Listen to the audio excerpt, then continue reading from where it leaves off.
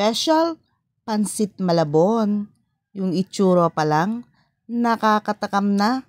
Ano pa kaya pag natikman nyo pa?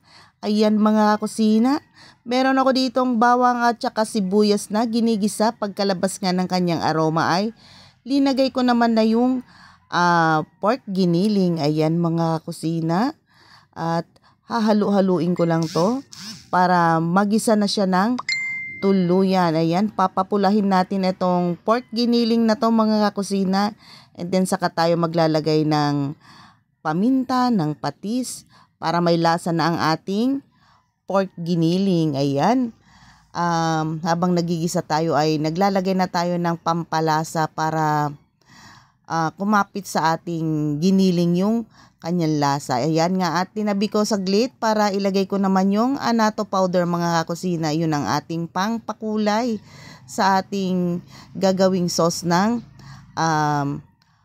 pansit malabon. And then linagay ko na rin itong tinapa. Ayan yung tinapa na prinito ko muna bago ko siya hinimay at isinangag. Ayan mga kusina, ihalo na natin dito sa ating ginigisa para kumapit na ang lasa sa ating sauce na gagawin. Ayan mga kusina, naglagay na rin pala ako dito ng tubig. Hindi ko lang na-videohan yung tubig.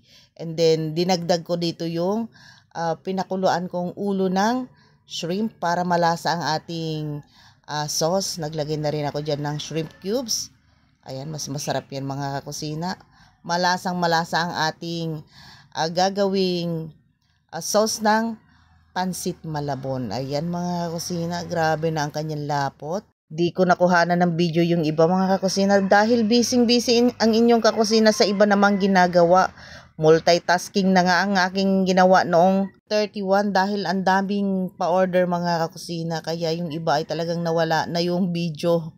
Hindi ko talaga natutukan videohan lahat. Ayan mga kakusina, minix ko na pala dito sa ating noodles na malabon. Ayan, pagka-mix nga ay ayan, linagay ko na sa aluminum tray para malagyan naman ng mga pang toppings. Ayan, masarap itong malabon na to mga kakusina. Kahit yan lang, kahit wala na yung mga toppings ay malasang malasa na ang ating sauce or ating pansit malabon.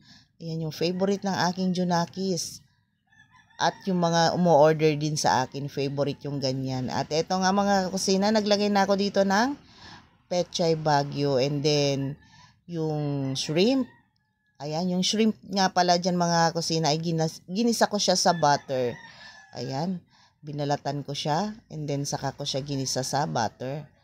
At ganon din yung squid. Ayan, nagisa din sa butter mga kusina, and then ayang itlog. Linagyan ko na rin ng kalamansi para yung mga may order ay hindi naman problema sa kalamansi. Mas masarap kumain ng pansit malabon pag merong kalamansi. At ito naman yung isa, linagyan ko siya ng chicharon at saka itong pechay Baguio. Ayan, paulit-ulit lang naman mga kakusinang paglalagay ng mga pang toppings na ingredients niya. Ayan, andyan na rin yung squid na gisa ko siya sa butter, and then yung shrimp. Ayan,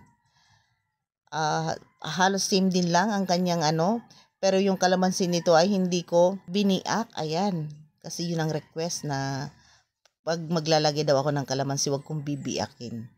Ayan mga kusina, at ready na nga itong ating pansit malabon na special. Maraming salamat sa inyo lahat. God bless us always.